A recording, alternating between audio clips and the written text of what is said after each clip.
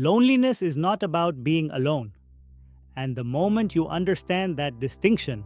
at a level deeper than intellectual agreement, the entire psychology of one of the most widespread and most underestimated forms of human suffering becomes clear in a way that changes both how you understand it and what you can actually do about it. Because the person who is alone and at peace, and the person who is surrounded by people and devastatingly lonely, are both real, both common, and both pointing toward the same fundamental psychological truth, which is that loneliness is not a measure of the number of people in your life, but a measure of the gap between the connection you have and the connection your nervous system genuinely needs. A gap that can exist in a crowd just as acutely as in an empty room, and that has consequences for human health and cognition that the research has now documented with a clarity and a gravity that makes the cultural tendency to dismiss loneliness as a minor emotional inconvenience not just scientifically incorrect, but genuinely dangerous. The neuroscience of loneliness begins with an evolutionary insight that reframes the entire experience. Research by neuroscientist John Cacioppo at the University of Chicago, whose 2 decades of work on loneliness represent the most comprehensive scientific treatment of the subject ever conducted, establishes that loneliness is not a psychological weakness or a social failure, but a biological signal, as fundamental and as functional as hunger or thirst, that evolved to motivate the social reconnection that group-living animals require for survival. A signal that says not, you are deficient, but you are disconnected. And disconnection in the environment your brain was built for was genuinely lethal, and your nervous system is going to make you extremely uncomfortable until you do something about it. The problem is that in the modern environment, the signal is firing in a context where the obvious response, genuine, deep, reciprocal human connection, has become structurally harder to achieve than at any previous point in human social history, which means loneliness is increasingly a signal that cannot find its resolution, a hunger that the available food does not satisfy, and the chronic activation of an unresolved biological signal produces, as Cacioppo's research documents in extraordinary detail, a cascade of physiological and psychological consequences that include elevated cortisol,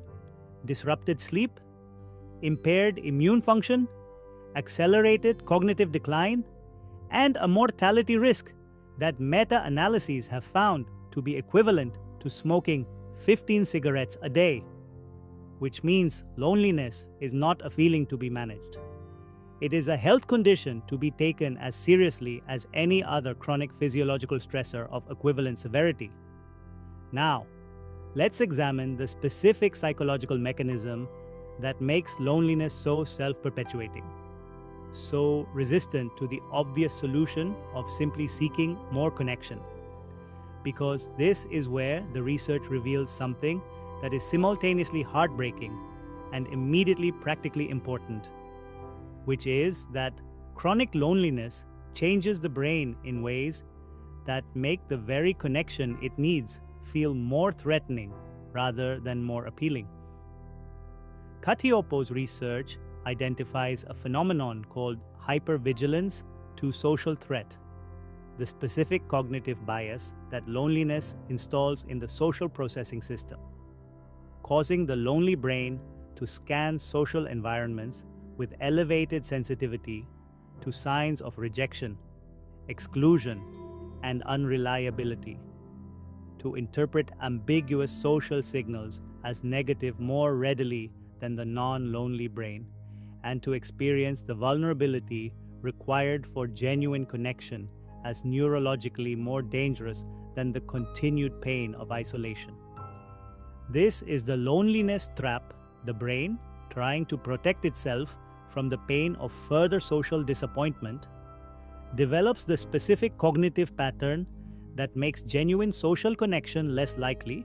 which deepens the loneliness, which intensifies the hypervigilance,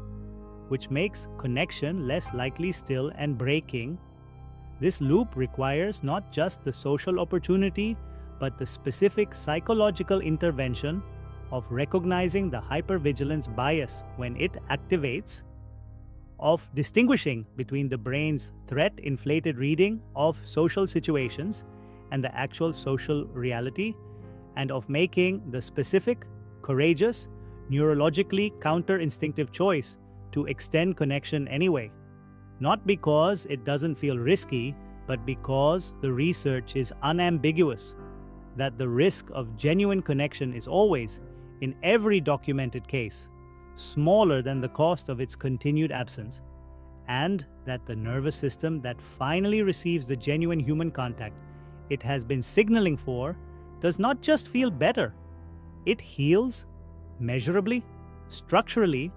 at the level of the biology that loneliness was slowly and quietly destroying.